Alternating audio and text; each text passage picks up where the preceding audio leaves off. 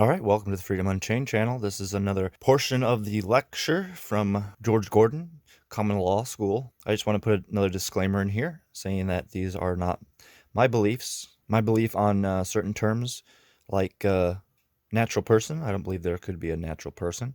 That would be a man. Man would be a natural person. But person cannot be natural because a person is just a fictional entity or a mask. Also, citizen. A citizen does have duties and obligations, and a citizen is a part of a family or a community. But besides that, I pretty much agree with everything else, and I hope you guys learn a lot from these episodes that I'm going to be posting for a long time because I got a lot of content from Mr. George Gordon. He has now left us, and he has left behind a lot of good information that I wish to share with you guys. So like I said before, don't take all of your information from one source. Everybody has a piece of the puzzle. They don't have the whole picture. So we all need to come together and start bringing all our pieces to the puzzle and creating the actual whole picture so we can all become free and sovereign individuals. Man on the land. Free man on the land. I don't like to say free man because men are already free if you understand common law. And I hope you guys will start to understand common law and start using it more, because that's the only path to freedom. Voting will not help you become free. It will just push you farther into tyrannical laws, rules, policies, and procedures. So please subscribe to the channel. Please smash the like button. Please leave me a comment. Let's get a conversation started. Share this video around to all your friends that need to actually understand the true path to get free in this world. And if you haven't watched the previous videos, go back. There will be a playlist for you guys to watch one by one, the whole lesson, and enjoy your time learning how to be free. Trade my labor for a substance of land. If I was working off for a master of some type, if I put myself in some type of servitude that I want this piece of land and I'll work for you for 20 years if you'll give me that land, and that guy would agree, well, at the end of the 20 years, I've got my substance in that piece of land that I've worked out, but I've given him my personal substance in return for that physical piece of land. Substance for substance, and you can't tax substance. That's a right that you have, and you just can't tax it. And we'll get into that when we get down to the money issue. Okay. The person is the legal subject or substance of which the rights and duties are attributes. Rights and duties are attributes of a citizen. An individual human being considered having such attributes is what lawyers call a natural person. Now that's where we get into the distinction between corporations and persons. A natural person, of course, is a living being, a living person like you and me, and a corporation being a paper fiction. Now let's move on to the word corporation now. Well, before I do that, let's go on with this word citizen just a little bit. I'll give you a good definition of it here. One of the sovereign people, a constituent member of the sovereignty, synonymous with the term people. In other words, every person out here in our country is a sovereign person, and he has more rights than any government, any state government, any county government, or any federal government. He is the sovereign. He is one of those people who has organized this government, even though it was done through his forefathers. But he is the master, and our government is our slave. I think I can show you a good quote on that here somewhere if I can find it. No legislature can bargain away the public health or the public morals. The people themselves cannot do it, much less their servants. So our legislature is our servants, and we are the sovereign, if you are a citizen. And that case was found in New Orleans Gas Company versus Louisiana Light Company. And that's what our Supreme Court told us, that our legislatures are servants, and we're our servants. They're down here with this subject class. They're slaves. They're slaves to the people that elect them, the sovereign people. It has to be that way in our country, or we don't have the right form of government. Okay, now this corporation. Corporations have probably been the destructive force in our society, above all else. I could throw a few other things in there, but I think corporations have done worse than anything. And that always brings up the 16th Amendment, because with that 16th Amendment, we've got a Corporation Tax Act.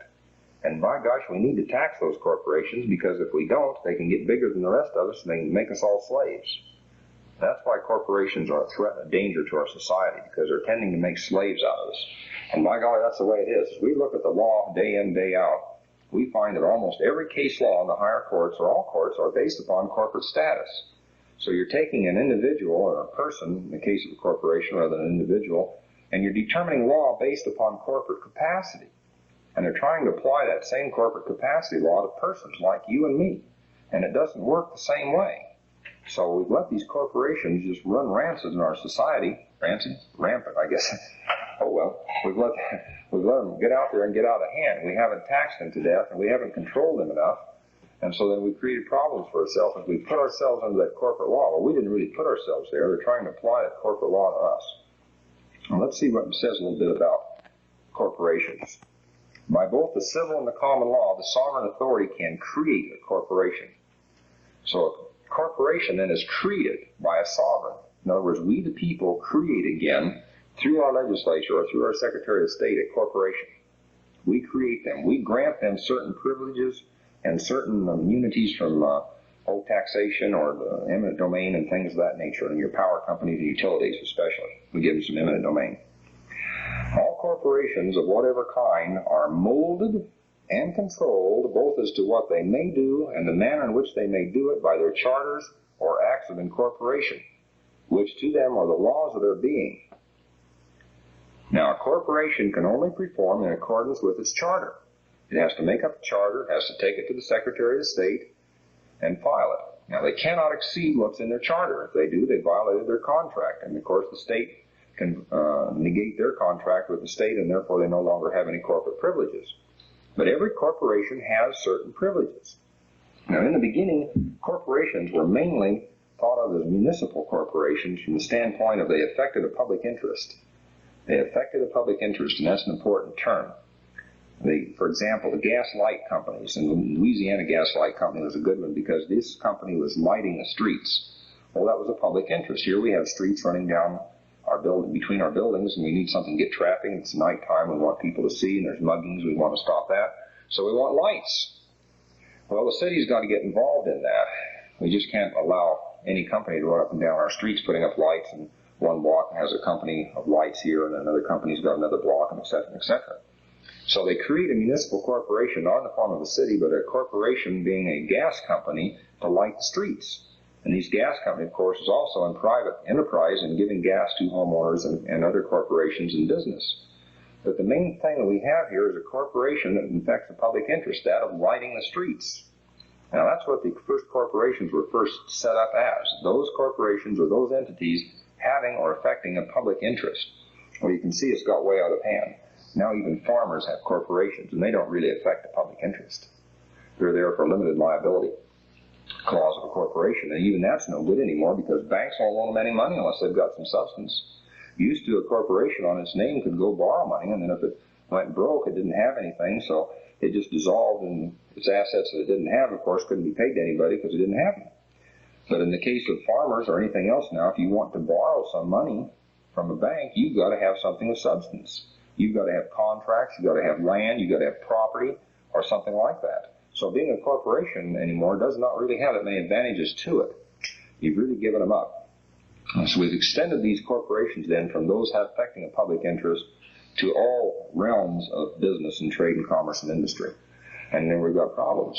Because any time that the state grants a corporation these privileges, well, then we have a corporation with an affecting public interest. That means every corporation then is involved in the public interest. Every one of them. And if they're not, then they're not a valid corporation. And that's where we have problems on the movement on the roads. That's where we have problems in private carriers and people trying to do private businesses. Because one is affected with the public interest and one isn't because of the corporate status. And then we have problems with statutes being passed by, legislatures. They're passing a law pertaining to corporate persons again, and they're trying to run around and apply that to natural persons like you and me. A good example of this in Idaho is a man down in Pocatello who at one time was engaged in a produce business. He bought and sold produce. And the state of Idaho wanted him to obtain a license to do that, a business-type license. He maintained he didn't have to do that, and they took it to the Supreme Court of Idaho.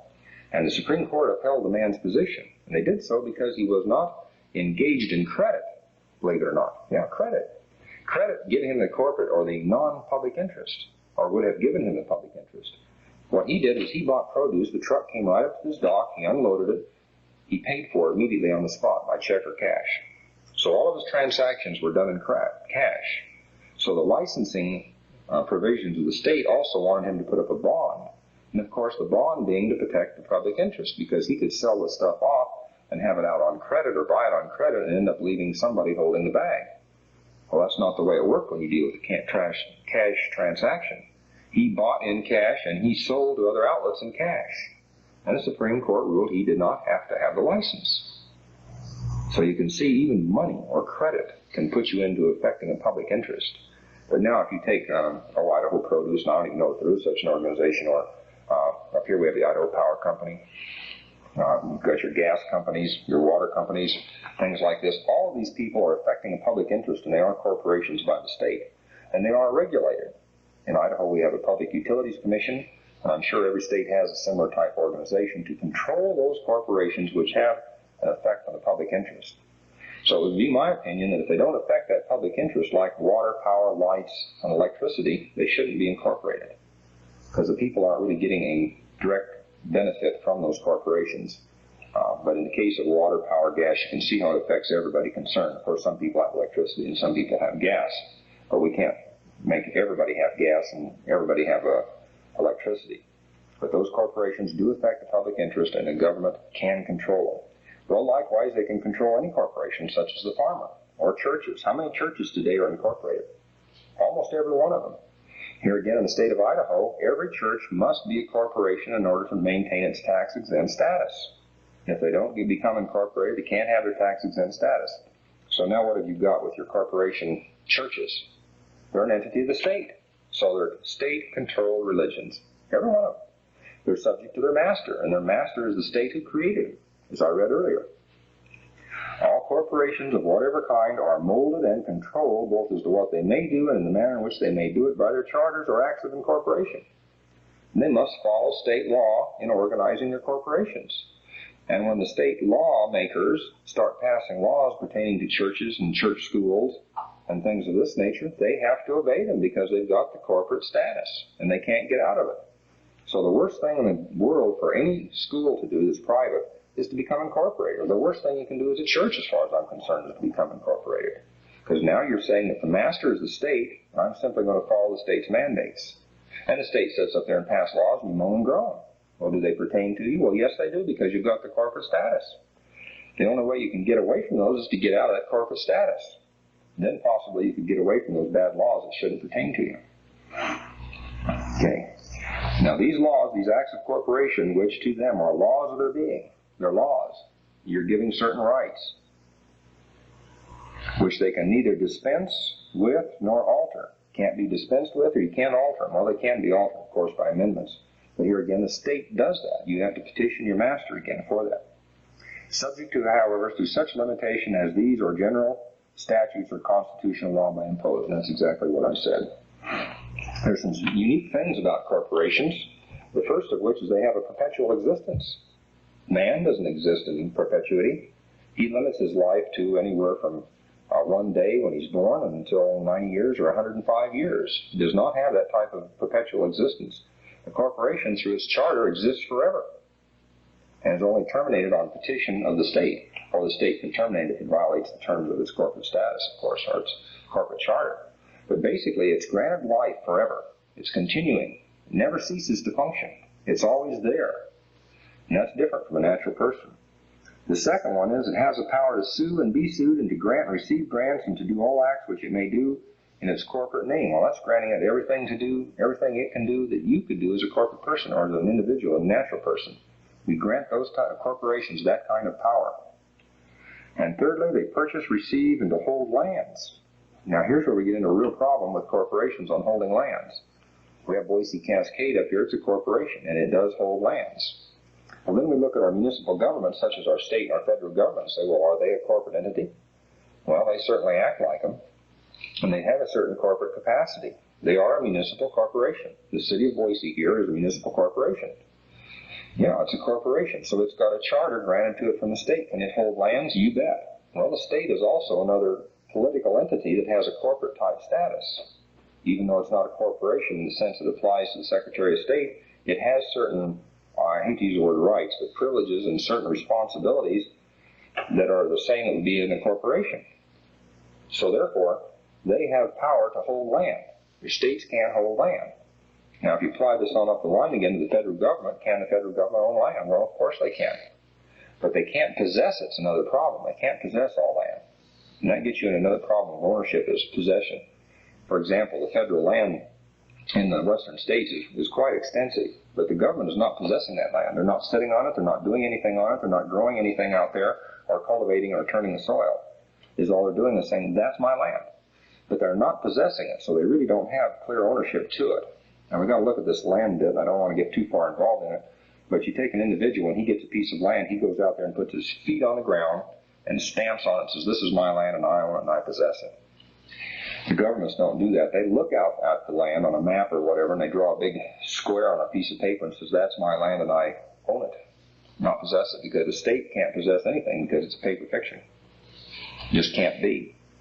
But they can have title to that land for certain things.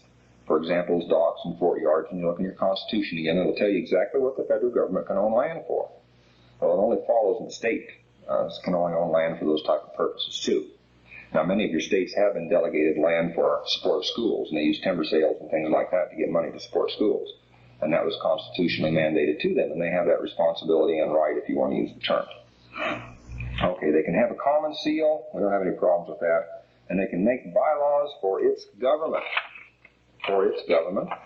That's right. A corporation is a semi-quasi-governmental agency. And they can make bylaws for its existence and how it functions. So you can see that a corporation is giving a vast amount of powers.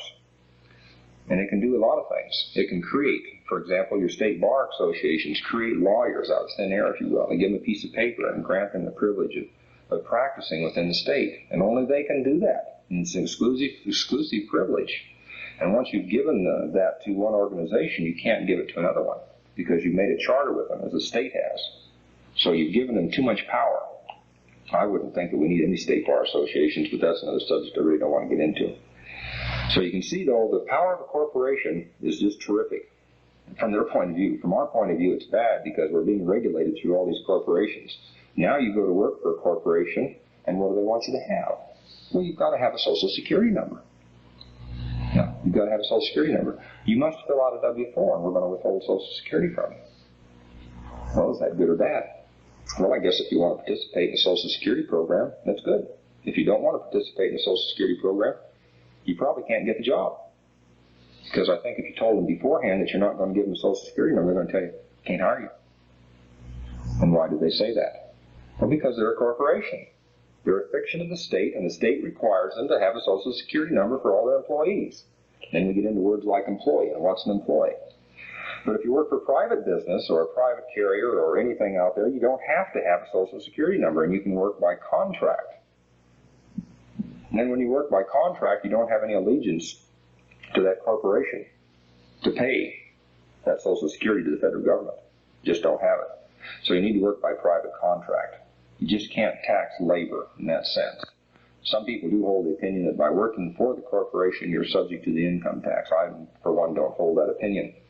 But you can see how that odd logic could run because the state creates the corporation, and the corporation works on a privilege. It doesn't have any rights. It has privileges outlined by its charter and state law. So everything that that corporation does then becomes a privilege right on down the line to hiring people.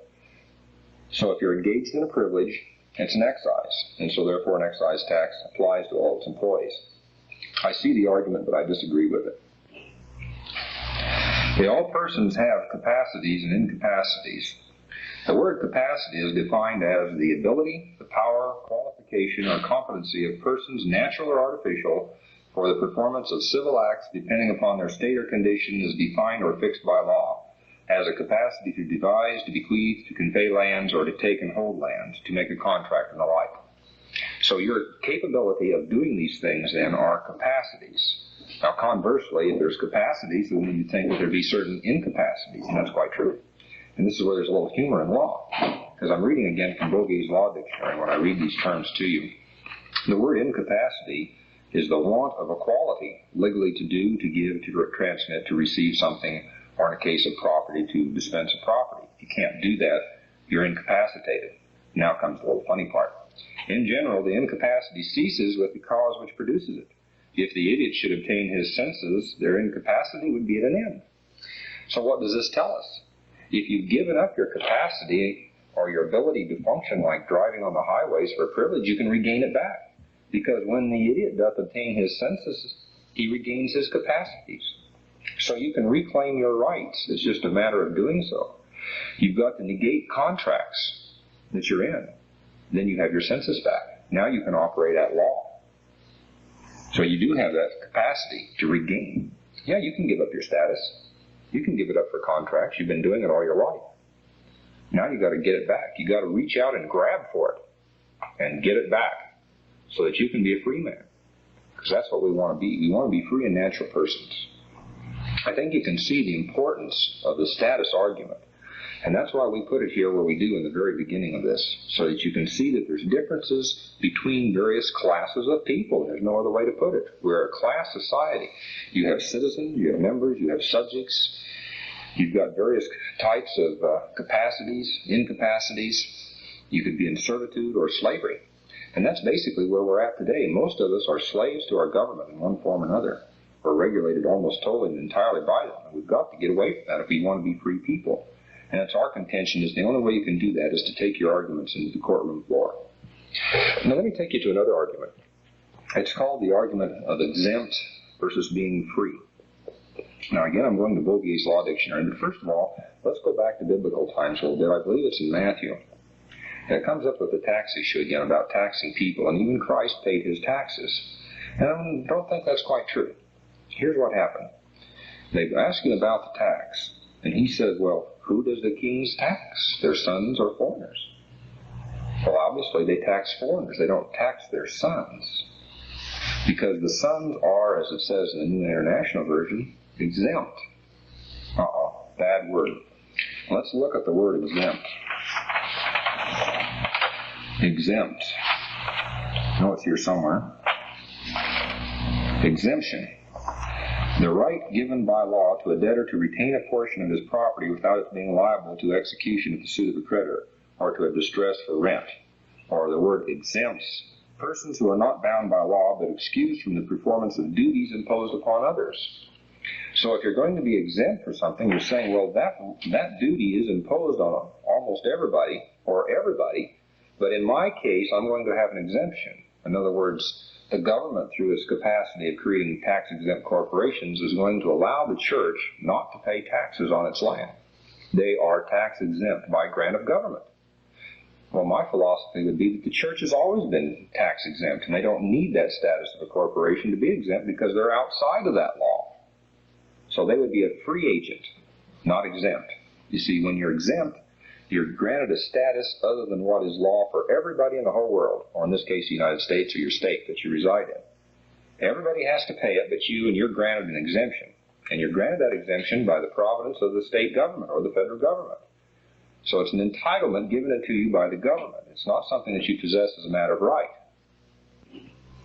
What Christ really said back in that passage were that the sons of man, or the sons of the kings, were free. And that's what we want to be. We want to be free. So you have to go to your Greek text to find out that that word is not exempt. The word is free. And the word free has a different meaning altogether than the word exempt. Because as I told you, the word exempt is an exemption from what is chargeable to everybody else. And we're just going to make you exempt by statute or by law because of your status. Not free, but there's some people out there then that are free, and that's what Christ is referring to.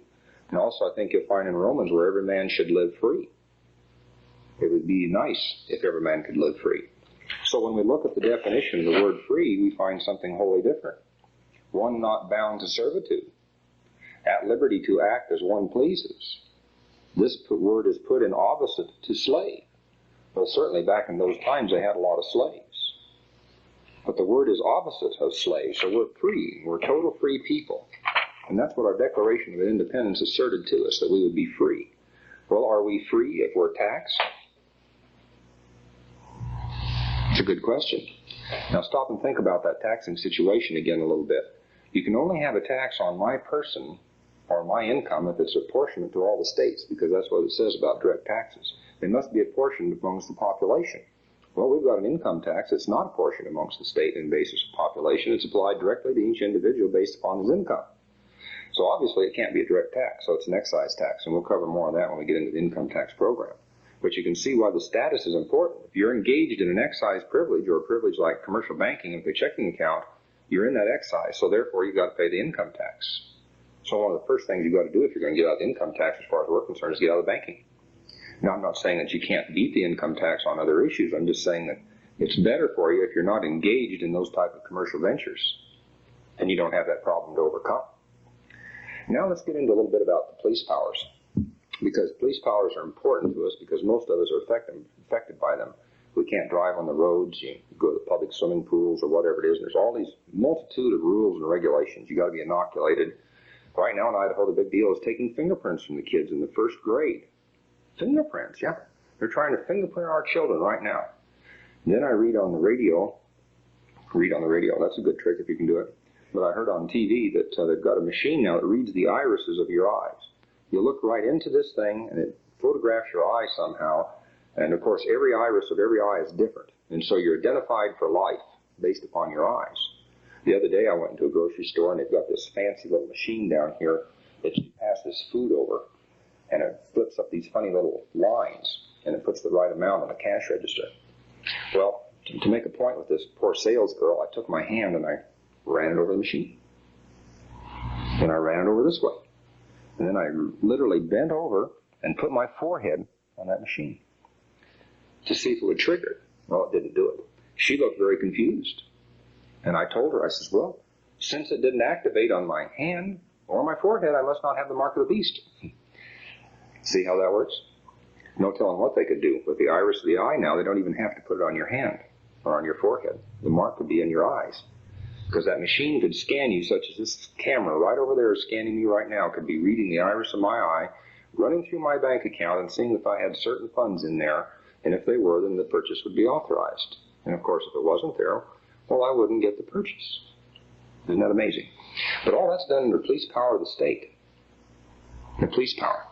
The police powers of the state are just absolutely mind-boggling. The powers of the state basically are eminent domain taxation and police power.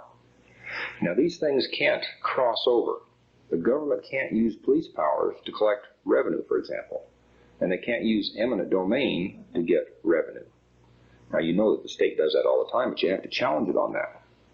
But that's where these police powers come into. Let me give you some examples here. I've got some for you pertaining to streets and roads and this type of thing. The street belongs to the public and are primarily for the use of the public in the ordinary way. Well, this means you and I have the right to travel the streets in an ordinary way. It's always been that way. Roads existed before government ever came along, and we had the right to use that roads. The government merely recognizes that right and continues and holds our roads in trust for us for our use.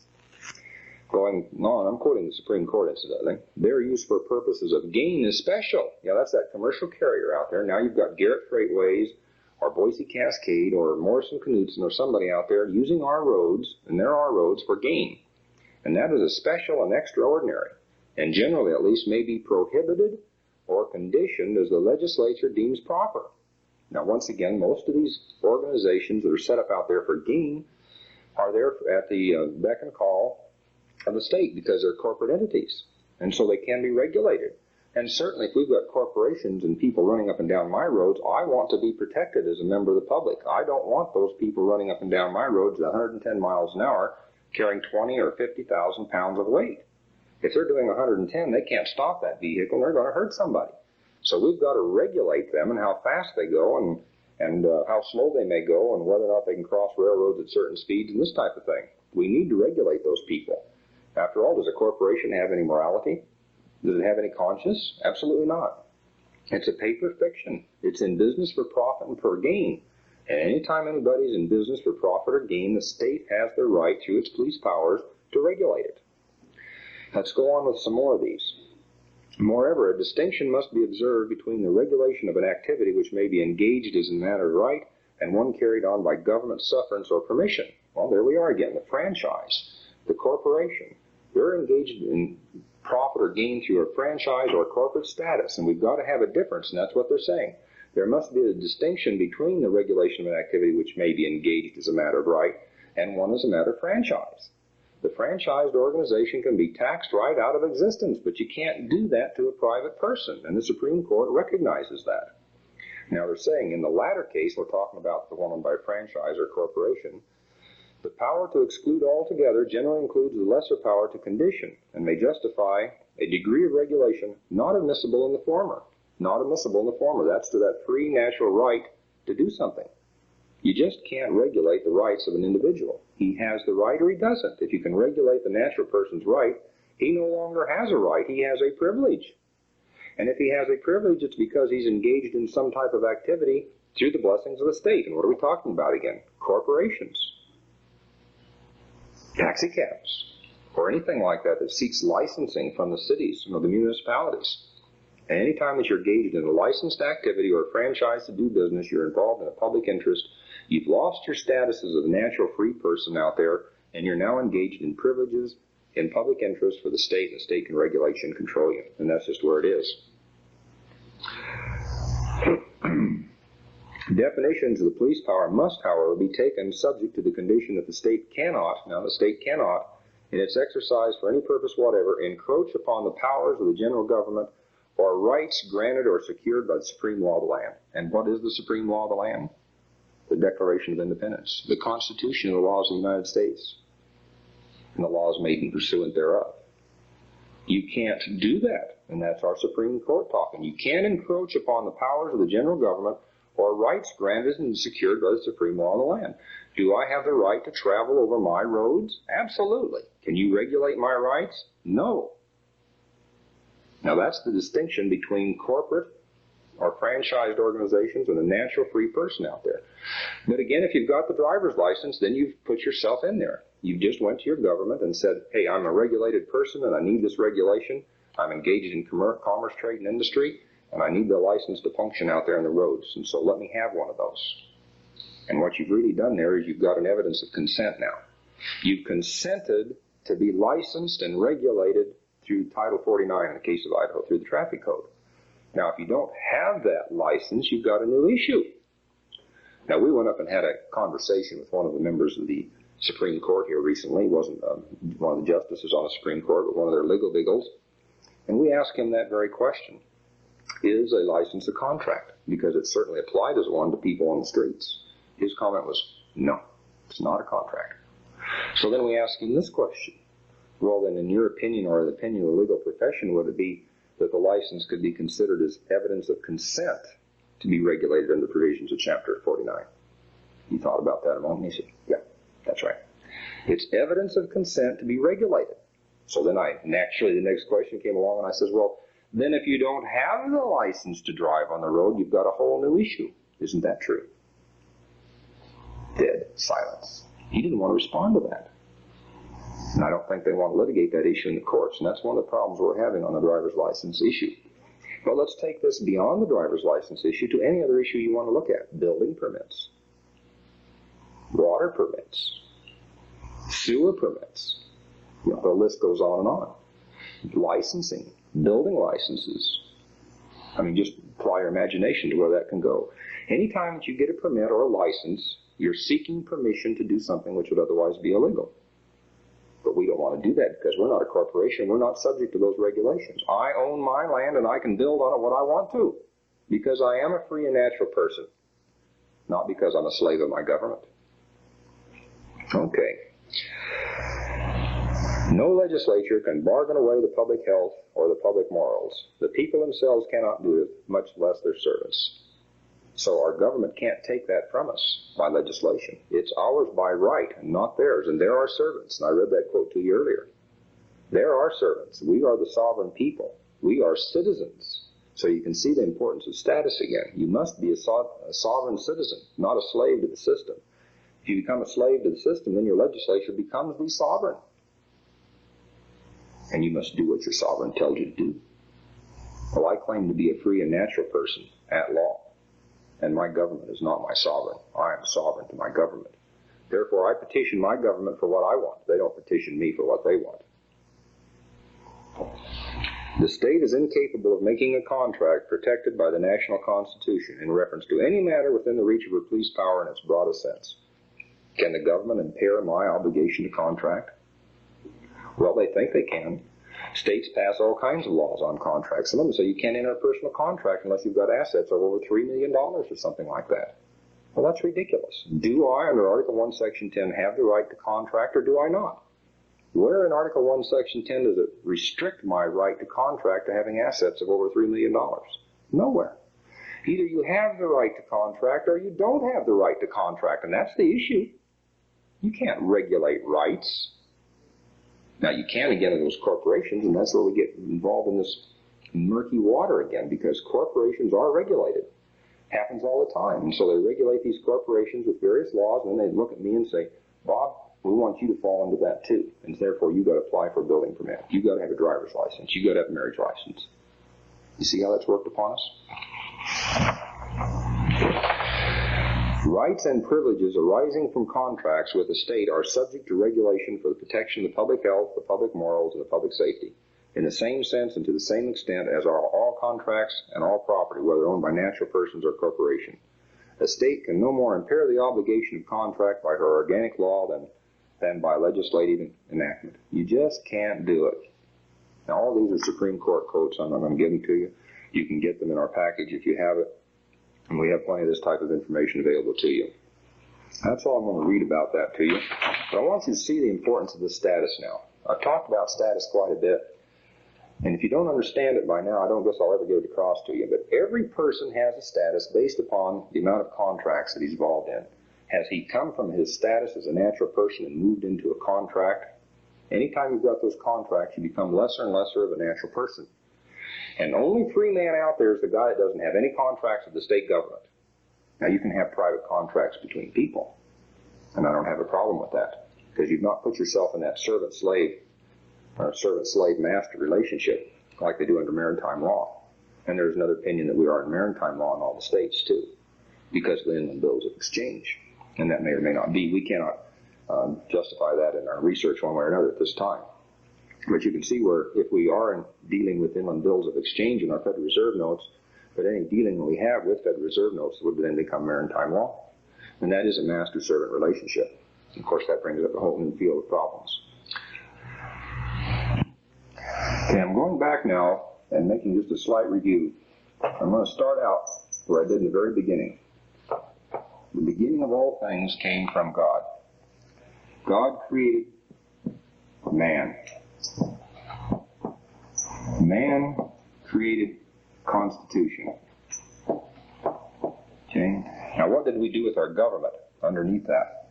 We broke it down into three groups. We got the legislative, we got the executive, and we got the judicial. Now, there's a man named Red Beckman that really made a good diagram out of this. And what he did is he made this into a noose, if you will, like this. Then he created a paper bag, and he put government inside that paper bag. I thought that was a neat way of doing it. So now what he did is he's entrapped government.